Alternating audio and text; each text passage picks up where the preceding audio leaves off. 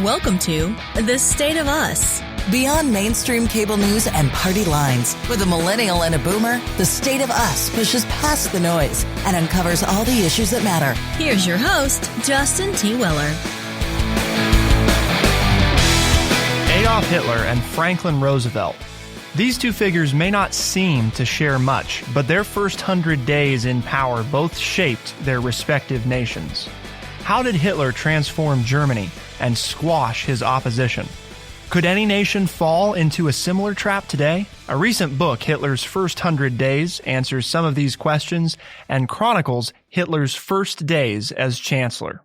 Today we get to speak with the author. Peter Fritzsche is a distinguished professor of history at the University of Illinois and the author of 10 previous books. Peter, thanks for joining us. My pleasure. But of course, we couldn't begin a conversation on history without True Chat senior historian and an educator of more than 30 years. Here is your friendly redneck liberal, Lance Jackson. Well, I'm really looking forward to today's discussion.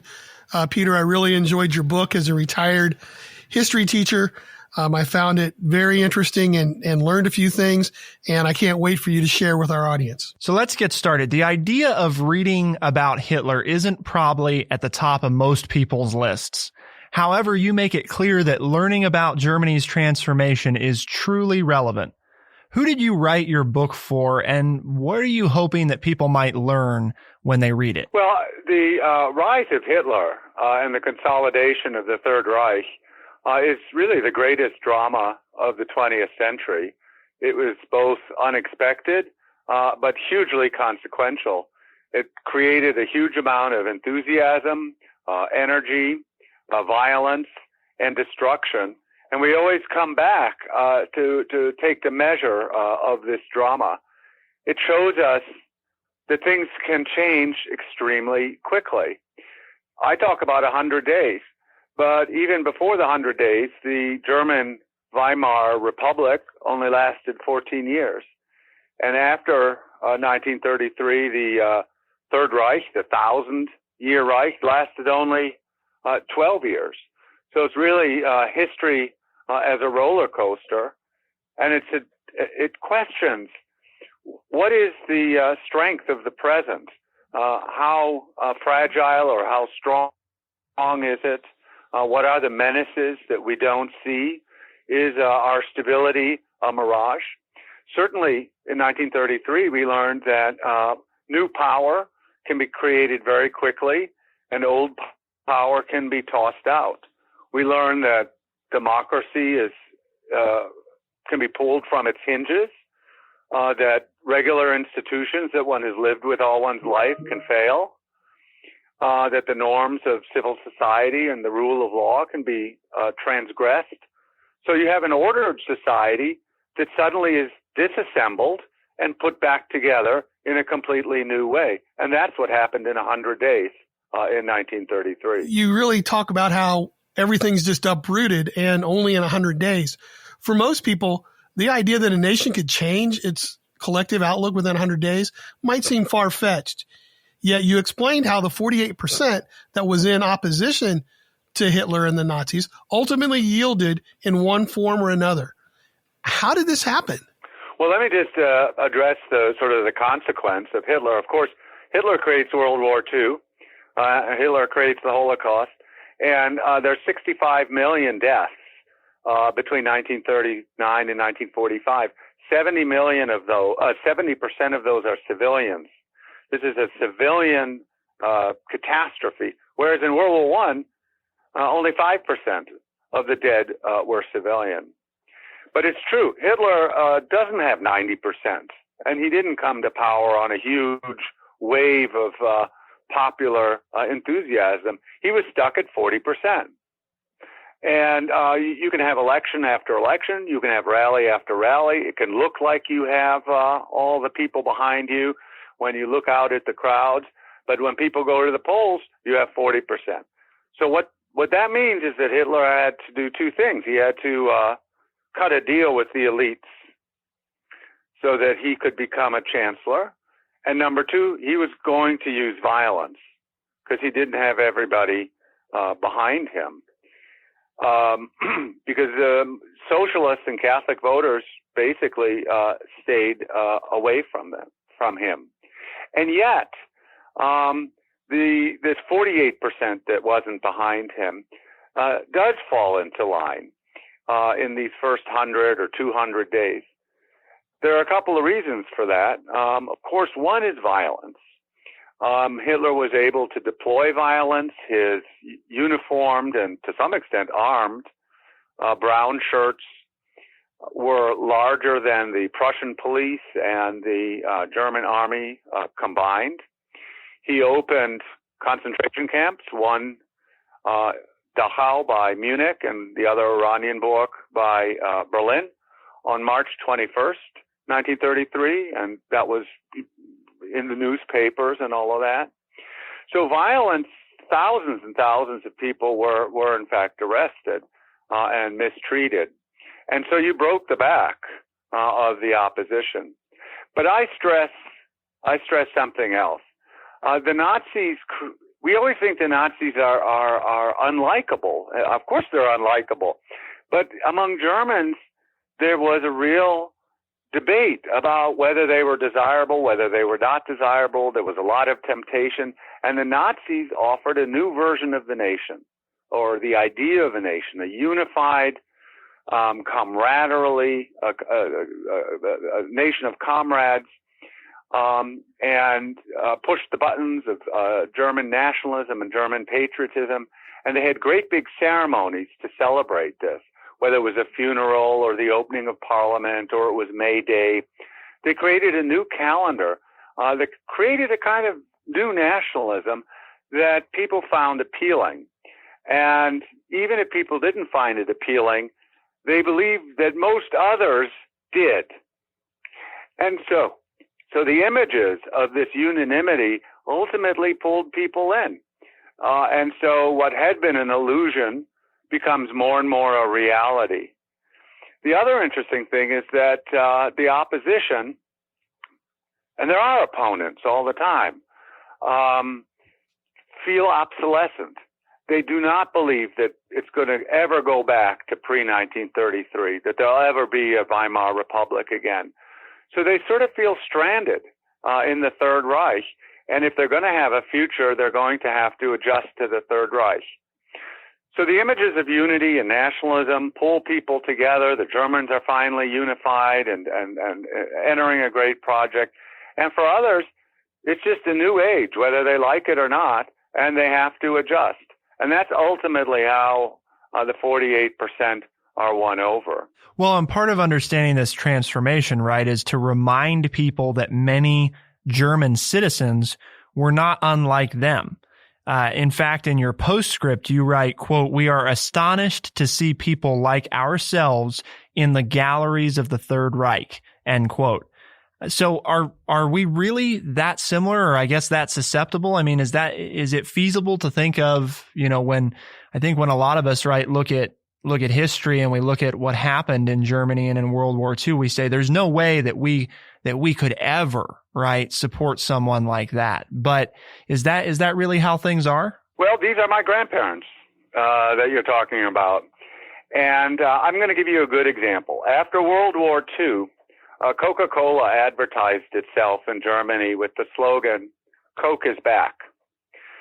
And it was back because it was there before the license was withdrawn in 1941. So Germans are there drinking Coke in this period. Another example, the best-selling book on 1st of September, 1939, the day that Germany invades Poland, is Margaret Mitchell's Gone with the Wind. Germans went to the movies. They celebrated Charlie Chaplin. They went camping, bought cameras, fiddled with motorcycles. They took up the sport of skiing. They enjoyed weekends. What makes Germans different, though, is the constitutional traditions and our sense of history going back to 1776 and the founding fathers is a much more constitutional democratic tradition. Whereas the Germans in the 1920s and 30s were obsessed with World War I, with their defeat in World War I, They lost 2 million people. That is comparable to the United States with the same population back then would be 30 million. They had 2 million wounded. So this is a very scarred nation, which is obsessed with its own victimhood in the 1920s and 1930s. So one of the things that does make the Germans different is that they're obsessed with World War I and their defeat in 1918. They lost 2 million men in World War I. The figure in the United States, proportionally at the time, would be 20 or 30 million. There's 2 million wounded. And so the Germans are really obsessed about these scars, about their sense of victimhood, and about the possibility of healing and redemption. And that gives a very different character to the Germans, even if they do go camping. Right. So, I mean, I think part of that is obviously understanding the different set of circumstances that enabled it. And that's kind of something that you play on throughout the book and sort of conclude with, as well as this idea that, the notion that it could have happened to anybody, while maybe it can happen to anybody, it also is unique that it happened, and it takes a certain set of circumstances, a certain mental space that a people have to be in, and coming off of those types of losses and that sort of environment. That's right. You have to create this very melodramatic story. Right. And that's what they did. We've been talking with Peter Fritzsche, author of Hitler's First 100 Days, about how Germans embraced the Third Reich. But a number of questions still remain. How did Hitler deploy new forms of media to his advantage? And how do these lessons apply to the present? To find out, keep it here on The State of Us, and we'll be right back.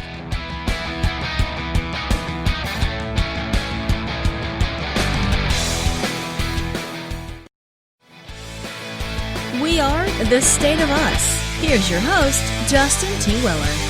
Adolf Hitler and Franklin Roosevelt. These two figures may not seem to share much, but their first 100 days in power both shaped their respective nations. We're speaking with Peter Fritzsche, a distinguished professor of history at the University of Illinois and the author of 10 previous books about the significance of Hitler's first 100 days. You highlight several leaders and their first 100 days. U.S. President Franklin Delano Roosevelt was one of those that you highlighted. Hitler and FDR came to power in the same time period and used a number of the same tools to rally their nations around very different causes. Does this comparison have relevance for us today, or does it demonstrate their formula as something that many leaders can and do impose? Well, both of them created very substantial changes in their country in these 100 days. Both of them were backed up through whatever political means by large majorities. The Democrats in the Congress and the Nazis sitting now in the Reichstag.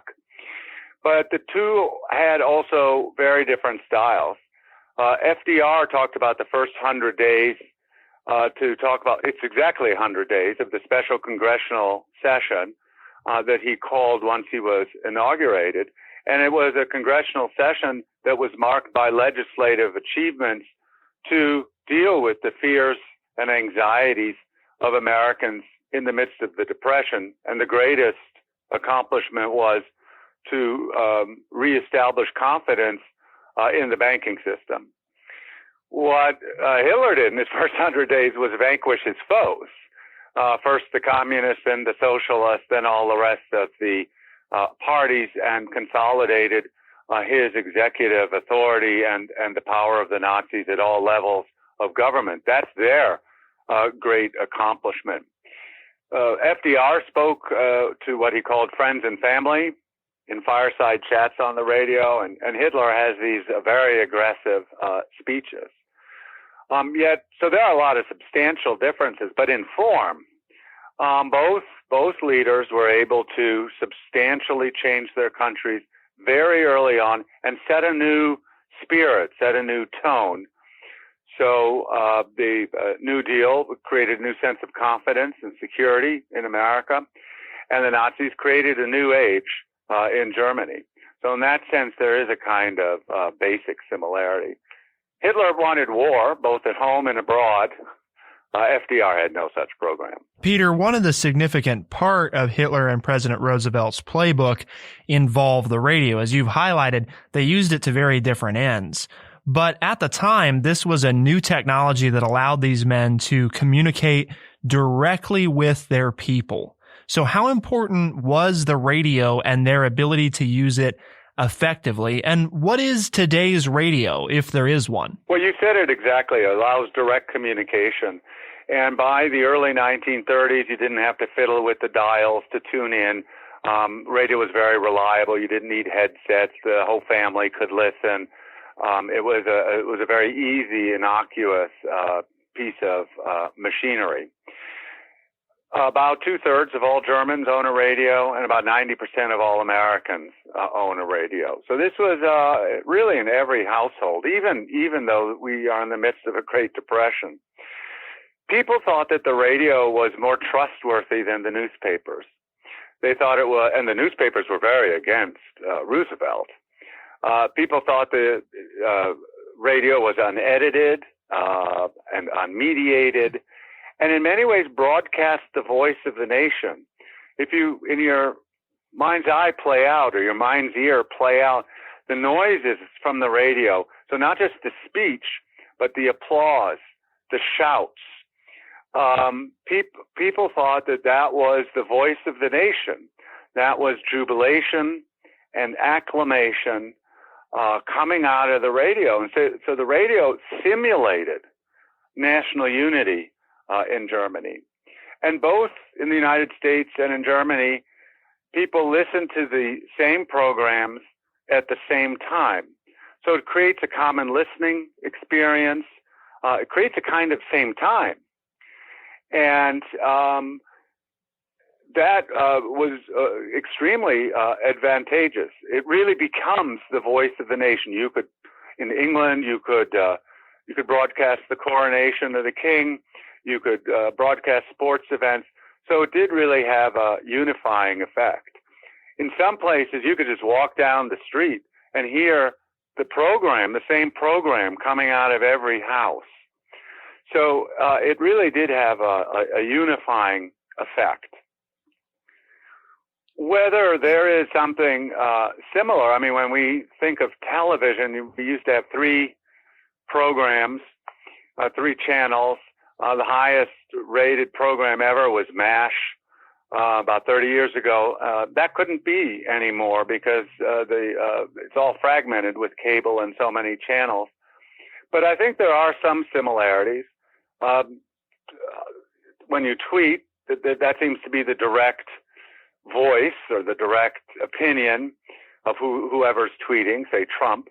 It seems to come from the heart. It's spontaneous. It's not thought through. It's not rational. It's not written as a speech.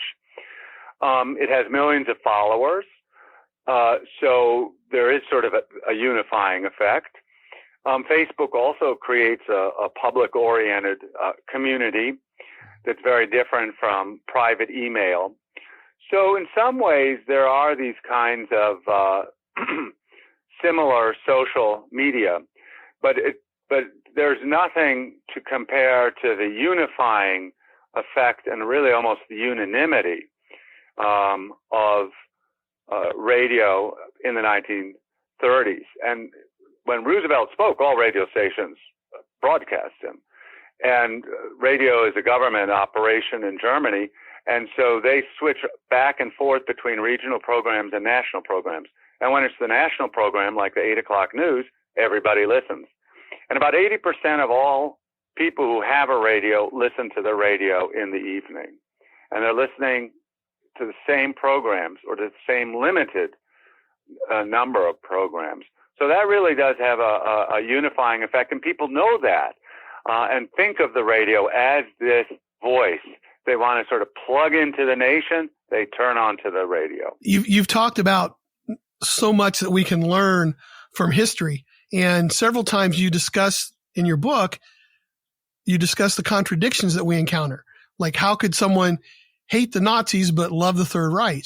And you explain that, quote, history works that way, overriding regular rhythms and the day's expectations, opinions, sensible explanations, and sometimes even scary forecasts of the future. How can our listeners use this as a framework to remember the importance of learning what history has to teach us? Well, I have a couple of examples. How is it that we are to understand how the United States got into Iraq in 2003? How are we to understand the Great Recession or 9/11? Why did Trump win in 2016? Whether you welcome it or not, you have to look at the history of populism, history of elections, history of change, history of transformations, what happened to the Republican Party. When we think about the recession in 2008, what happened to regulation in Wall Street that allowed this to happen? You need history. People also feel history. The Germans felt history viscerally. If you lose 2 million people, every family lost people. And those photographs were on the wall. You would walk into a home in Germany in the 1920s and 30s, and you would see the photographs of those who had fallen. Along the streets, you would see people with one limb, or you could see the damage in the skull, the trepanning in the skull. The wounds of the war were very clear, and they explained, at least you thought they explained, so many things. Even today in the United States, we orient ourselves to the Civil War, to incomplete emancipation, to the Reconstruction that failed, to the Civil Rights Movement that achieved many things but also had many limits. This is still an ongoing discussion. And so to understand these things, that is history. And you need history, but we're always thinking history. For Jews in 1933, everything changed in 60 days. The boycott happened on the 60th day of the Third Reich. Their lives were completely overturned. Suddenly, history pulled a gun on them. History bloodied them. It happened amazingly quickly. And a final example would be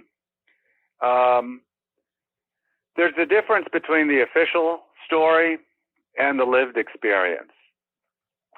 So take a veteran from World War II. World War II is called the Good War. So that's the storyline, right? It's the good war. Well, does a veteran, traumatized, wounded in 1944 at Normandy or in Italy in 1943, think of it as a good war? Iraq veterans are always greeted, thank you for your service, your patriotic service. But if you've served in Baghdad for 2 or 3 years, you might be much more cynical. So history is also the difference between the official line and the lived line. That's why we need history, in order to take the measure of the difference. History also tells us it's not going to stay the way it is. We think the future is not going to be so different from the present. The last 3 months have told us it's very different. There are surprises. We're now in coronavirus, but in 1989, it was the fall of the Berlin Wall. No one expected the Cold War to end. Nobody did. It was a system. It was stable, and then suddenly there's surprise. So to understand these surprises, to understand these events, and to understand the threats that we don't normally think of as lurking in the present, we need history. How can we use the lessons of Hitler's first 100 days in our modern society? And how might these observations better inform our conversations about today's leaders? Well, that's what Lance and I will discuss in the next segment of the show. Peter, we enjoyed your book and appreciate you taking some time to speak with Lance and me. My pleasure. Thank you. Peter Fritzsche is the author of Hitler's First 100 Days, which you can purchase by visiting thestateofus.org or anywhere books are found. How can we use the lessons of Hitler's first 100 days in our modern society? And how can these observations better inform our conversations about today's leaders? To find out, keep it here on The State of Us, and we'll be right back.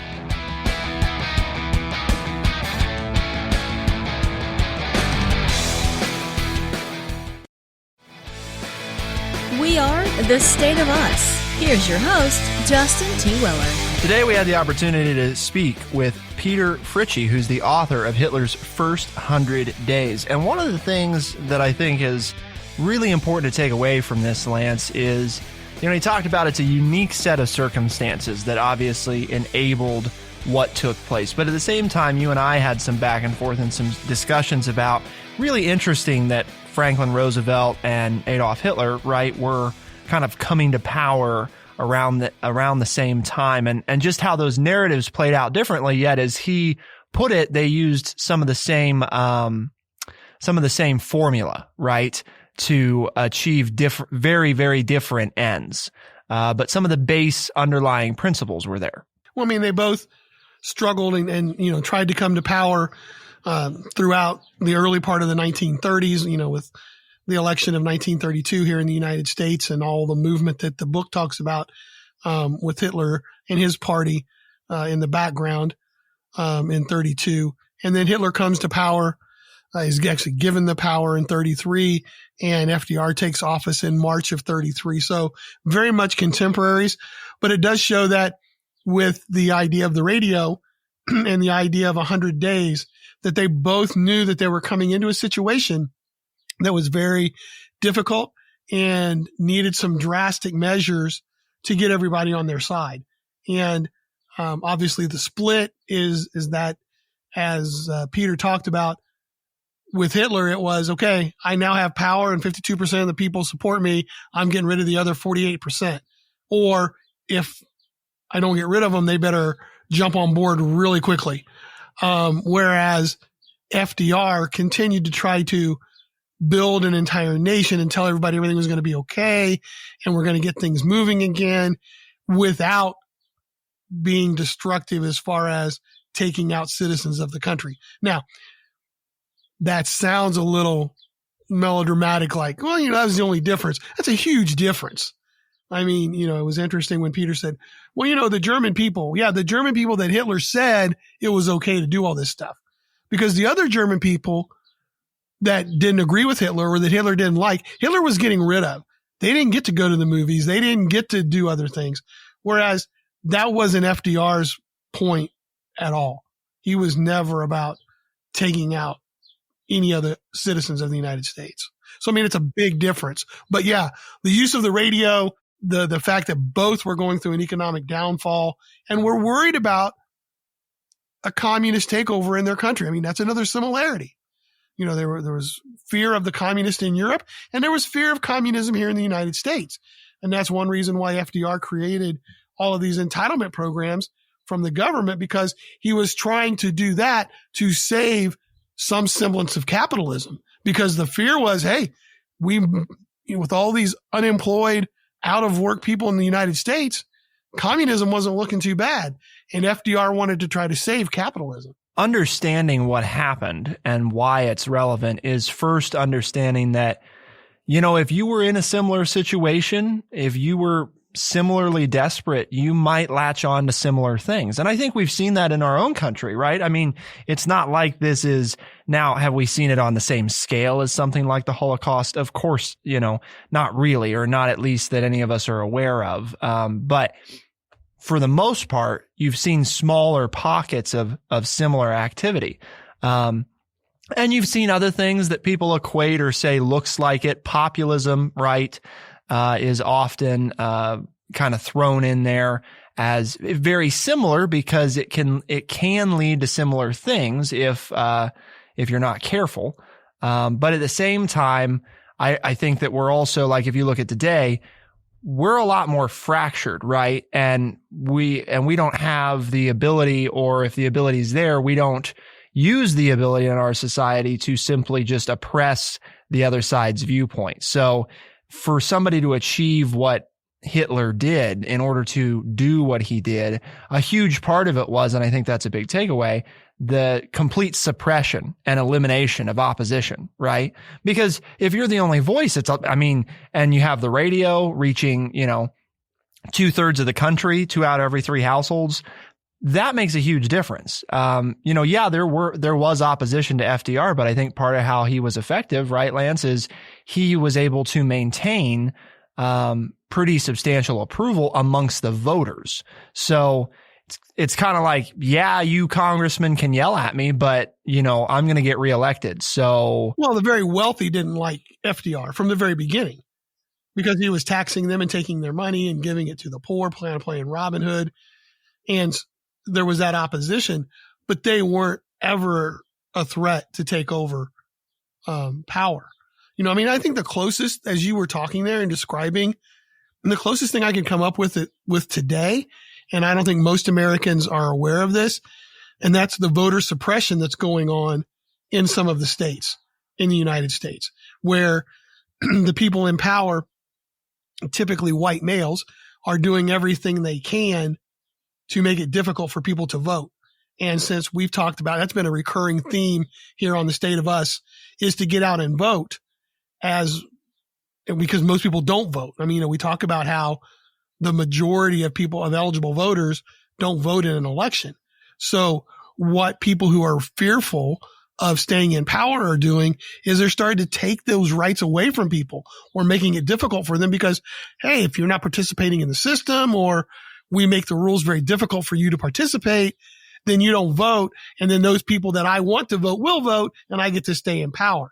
So that's the closest thing I think we have, but it's being done so quietly. We're not really hearing a lot about it. And they're not really trying to exterminate. I'm trying to think of the right word there, to exterminate an entire race of people like Hitler was, but they're trying to do away with those people's right to votes so that they, as, you know, the white majority, can stay in power. And that's the closest thing I think I can come up with today to try to talk about what's going on. So yeah, I mean, it's consolidate, you know, getting power and then trying to consolidate it. And that's what Hitler did. And that's what we can see in different states and different regions of the United States, I think, with voter suppression. So that was what I was thinking of when you were talking. Well, and the radio, right? I mean, we've got to talk about that because this was a key for both of these leaders, FDR and Hitler. And really, you know, if we relate it to today, I mean, he didn't talk about it a lot directly, but he did mention Trump and Twitter, right? I think there's definitely a distinction there in that radio was so universal, right? I mean, he talked about there was only a few channels, where on Twitter there are, you know, millions of users. So it's a little different in that not everybody follows President Trump on Twitter, right? I mean, that's just how it is. But even if you didn't like FDR, if you were going to listen to the radio in the evening, you were probably going to hear him, right? I mean, it was just kind of, that's how it was. That's what was going to happen because that's what radio stations carried. And so I think that I wouldn't necessarily say that there's anything that has quite the same permeance as radio did, just because you don't have anything that's quite that universal, you know, where you can consistently say, if I'm on this platform at this time, everybody will know what I said. Yeah. I mean, it's like, as Peter pointed out, it was the new technology and everybody wanted to get it. And the closest we probably came was television. And as old people remembering, there were 3 stations. And so when there was a presidential address, you know, or the State of the Union address, or the president was coming on TV, it didn't matter how many different ways you flipped your TV, you were going to get the president. And we don't have that now. You know, you have 800 channels. You can stream information. You can go to websites and do things. You know, you've got all these choices. So if the president comes on and you don't want to listen to him, you have multiple ways to entertain yourself without having to see the president.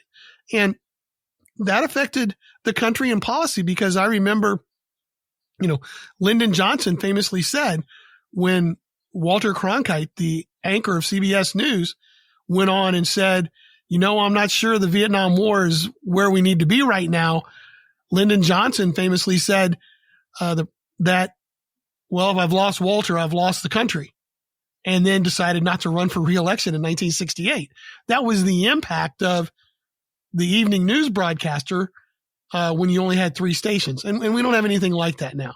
You know, Twitter, none of it, Facebook. everybody's on their own thing, doing their own thing. So there's not that one cohesive medium that brings everybody together. It's kind of the irony of it's become so decentralized that while more people have access to more information, it also means that we have less access to the same information. Even though, well, I guess we shouldn't say access, we encounter the same information less, right? Because if you and I are both going to go look for something, we might read 20 or 30 different things on it and none of them overlap.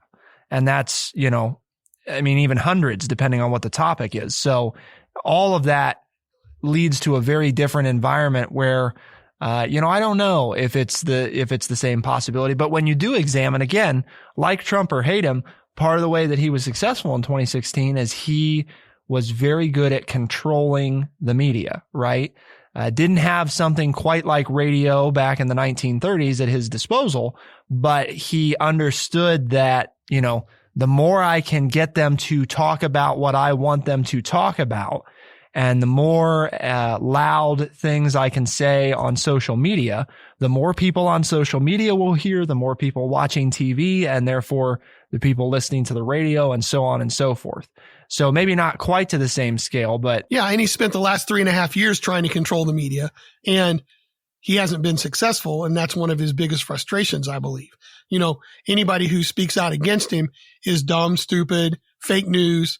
He puts down reporters. Oh, you work for the fake news station, or, oh, that's a stupid question. But then he'll call up his buddies that report what, he wants verbatim, and he'll be on their shows and do things like that. So President Trump's continued to try to control the media in the United States, and it hasn't been successful. And he then goes to his base and says, yeah, well, if I could just get the media to do exactly what I wanted, I would be much more successful.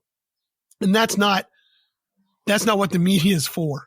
We're not here to totally back one politician over another. The media is here to try, and they don't always do a good job. And you and I both feel this way.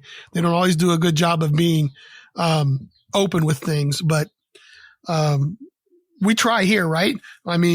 We try to be open and honest with things. We've even got a mission statement that is our goal is to educate people by providing honest, open, and respectful conversations. We don't have an agenda. We're just trying to lay it out there and talk about it, and so you folks can decide for yourself. And we need you to spread the word. And if you have friends or family who like to listen to podcasts, or you'd like to get them into podcasts, you can find The State of Us at Spotify, Stitcher, Apple Podcast, or anywhere else fine podcasts are found. For The State of Us on True Chat in Urbana, Ohio, I'm Justin T. Weller. I'm Lance Jackson. Special thanks to our guest today, and of course to our producer Bradley Butch for putting all this together. Thank you all for tuning in. We'll see you next time. Be the change. Be sure to check out our website, thestateofus.org, for books, articles, and all the ways to tune in. thestateofus.org.